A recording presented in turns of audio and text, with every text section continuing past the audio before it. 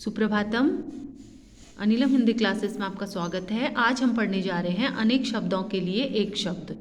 देखिए, नीचे दिए गए वाक्यों को आप पढ़िए। देखिए, रामू लोहे की वस्तुएं बनाता है। ठीक है, जो रामू है लोहे की वस्तुएं बनाता है। तो रामू क्या है? लुहार है। तो हम जैसे किसी को लुहार कहेंगे तो हमें उससे लुहार पुकारने से हमें समझ में आ जाएगा कि वो लोहे की वस्तुएं बनाता होगा। तो ये होता है अनेक शब्दों के लिए हम जब एक शब्द का प्रयोग करते हैं। ये अनेक शब्द हो गया, उसके लिए एक शब्द हो गया लुहार। अब देखिए, ऊपर दिए गए पहले वाक्य में जिस बात को कई शब्दों में कहा गया है उसी बात को दूसरे वाक्य में एक शब्द में कहा गया है। देखिए, मैंने आपको समझा दिया।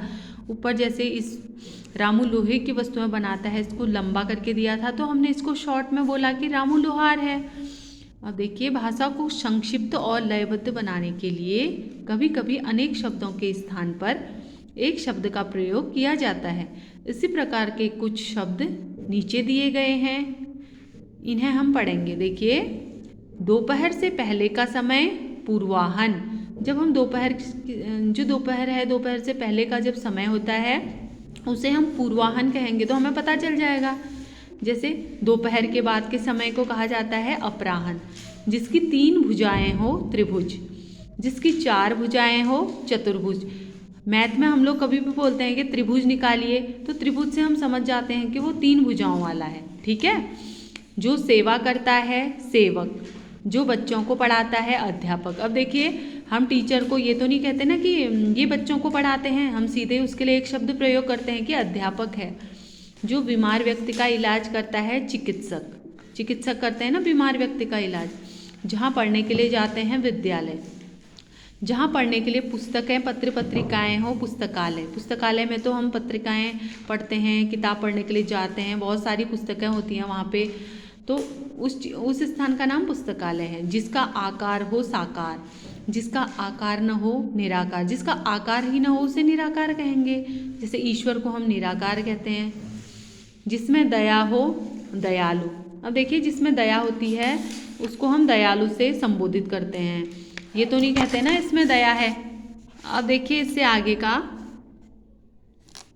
जो गणित का जानकार हो उसको कहते हैं गणितज्ञ। गणित के जानकार को गणितज्ञ कहते हैं। जो पुराने समय का हो प्राचीन, जो आज के समय का हो आधुनिक। सप्ताह में एक बार होने वाला साप्ताहिक, 15 दिन में एक बार होने वाला पाक्षिक, महीने में एक बार होने वाला मासिक, साथ में पढ़ने वाला सहपाठी। जो ईश्वर को न माने नास्तिक, जो ईश्वर पर भरोसा हो जिसको उसको कहते हैं आस्तिक।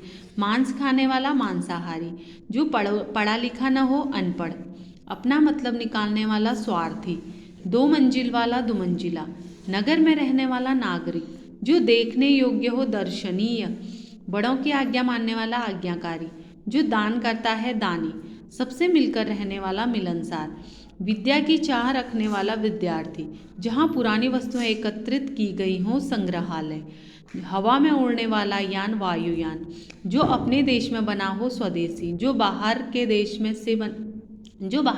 में बना हो विदेशी, जो दूसरों का उपकार करे परोपकारी, जो दूसरों का उपकार करे उसे परोपकारी कहते हैं।